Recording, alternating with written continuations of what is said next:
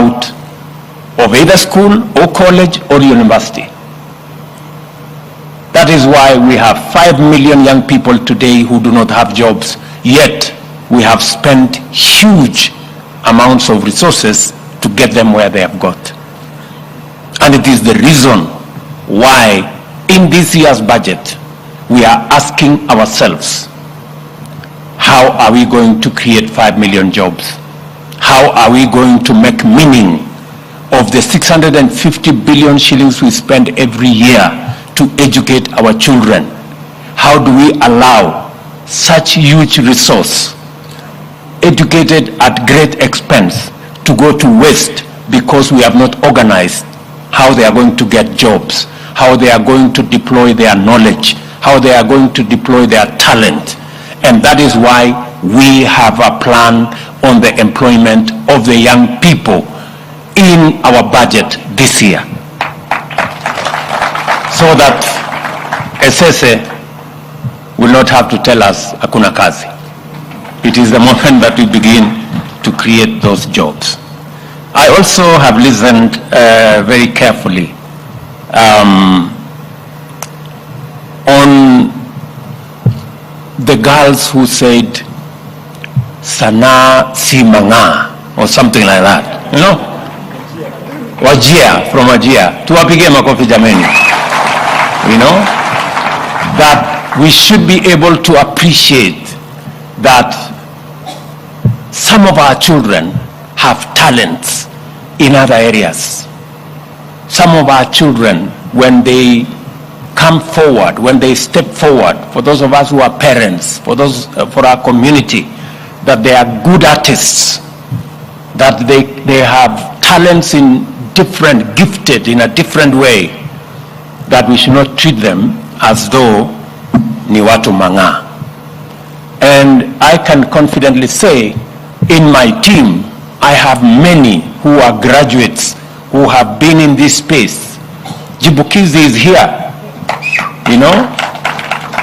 For those who think Jibukizi is doing this for fun, I want to tell you I pay Chipukizi. And he is not cheap. This guy, you know.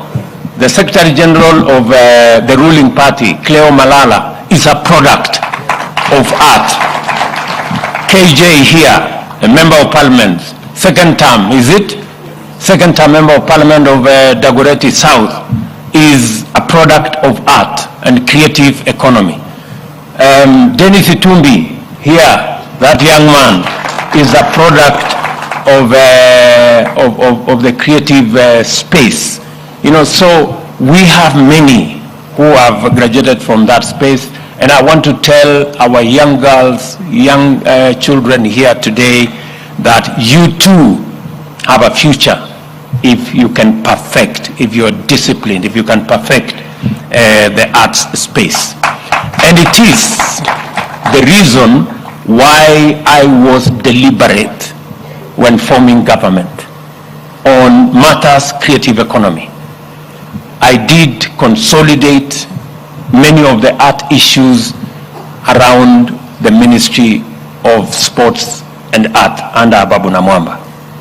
But I also gave him instructions that we cannot leave our children behind. That is why we are spending money from the Sports and Arts Fund in this drama, in this festival, in this concert, because they form a very integral and very important part of how we can develop this whole industry from the bottom going up. When we start with our children in school, we are sure to build a solid foundation for them to explore their talents into opportunities that will give them the chance to be their best, to display their talent, and to be the great men and women that all artists anywhere in the world are.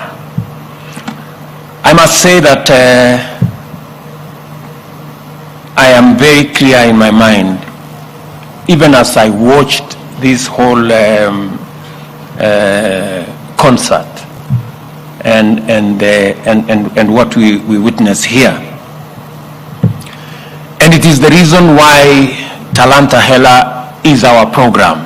It is the program that will give us the opportunity to monetize, to commercialize, and to profile positively our men and women in the creative industry.